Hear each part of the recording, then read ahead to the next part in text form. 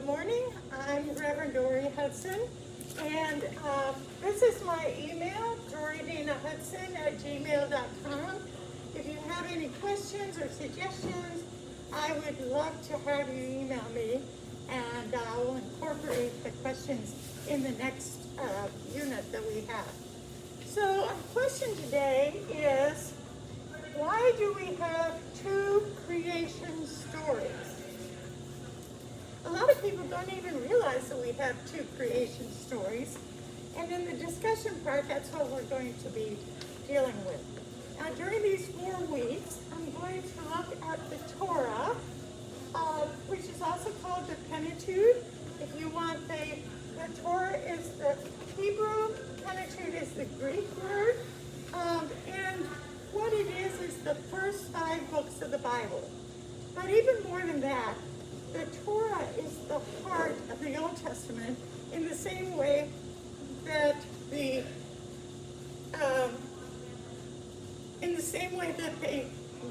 Gospels are the heart of the New Testament.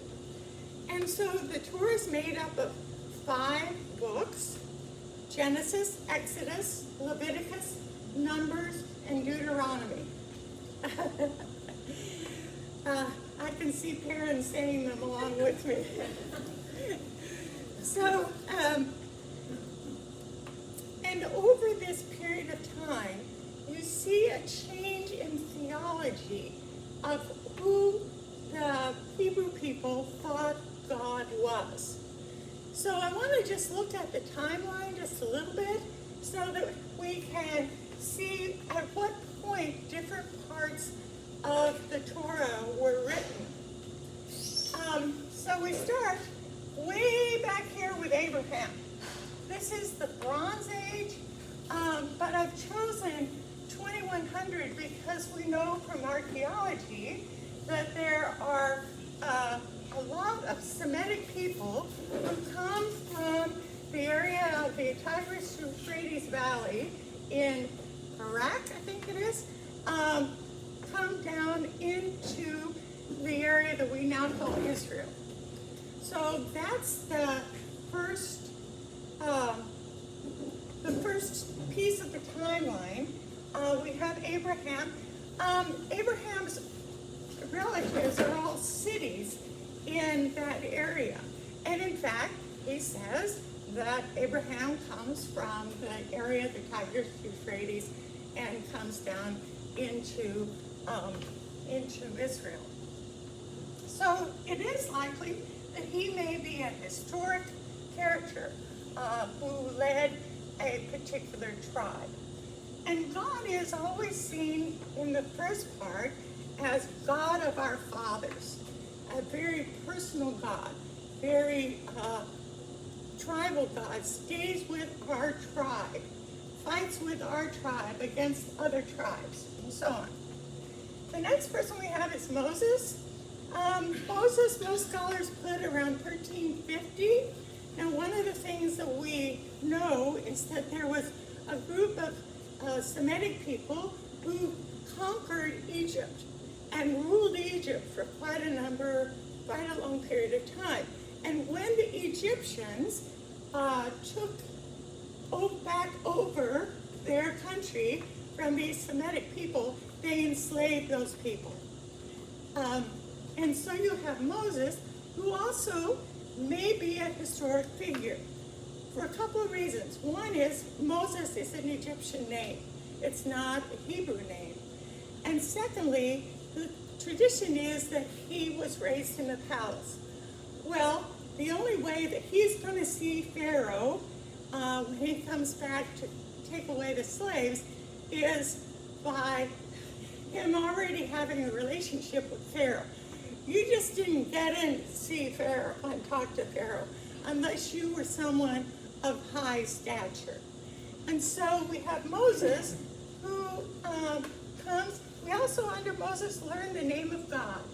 The I am that I am, or I was that I was, I will be what I will be, the word Yahweh. And so again, there's a change in who they thought God was. Because here's God not taking the side of the leadership, of the hierarchy, but rather taking the side of the slaves. Now that's a really different idea for people in that day and age. To take the side of the poor and the outcasts and the widows and orphans, this becomes the job of the Hebrew people from here on out. God cared about the slaves. The next person in our timeline is King David. I put 1000 here because that is when he conquered Jerusalem. Now we think that some writing was done during this time. During all of this time before, we're really talking about oral history. But with David, he begins to write down some things. We believe he wrote down some of the hymns, wrote some of them himself, but also wrote down some of them. But it's really under Solomon, who follows David, that we have a great deal of writing being done.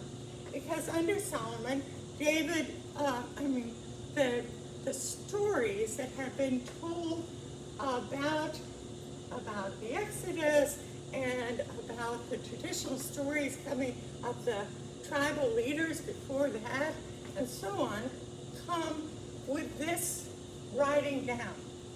And that's where we find our first creation story, which is actually the second one in our scriptures. Sometime this week, you get a chance to look at these scriptures, but the second story is the Adam and Eve story. And in the second story, God is still very personable, very approachable, very much with Adam and Eve. And so that's our oldest story. Then we go on, and you'll remember that after Solomon, what we know as Israel, was divided into two kingdoms. The northern tribes, the 10 northern tribes, they split off and formed their own country, and it was called Israel. And the southern tribes, the 2 tribes, remained as Judah. Now, in 722, the Assyrian Empire comes through and they destroy the northern tribe of Israel.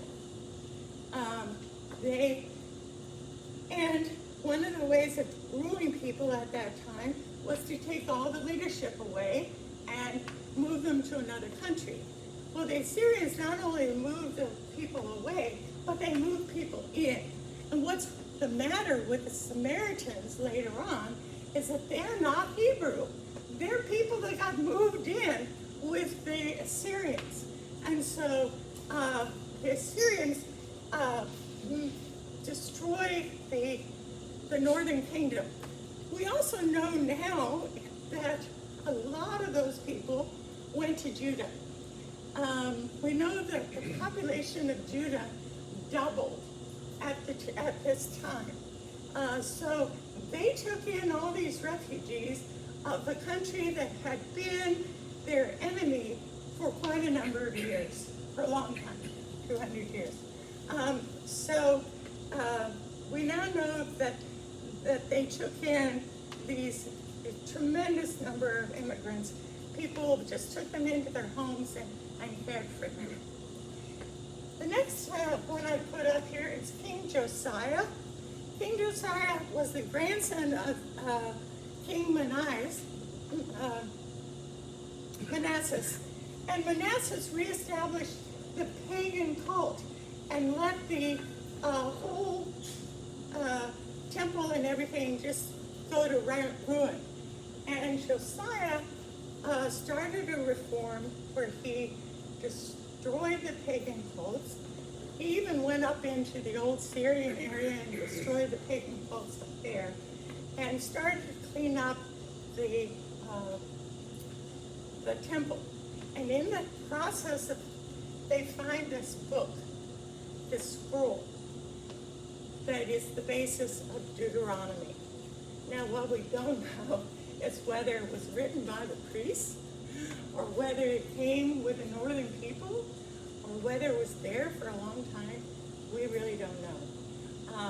But Josiah brings us Deuteronomy. Then what happens is that Babylon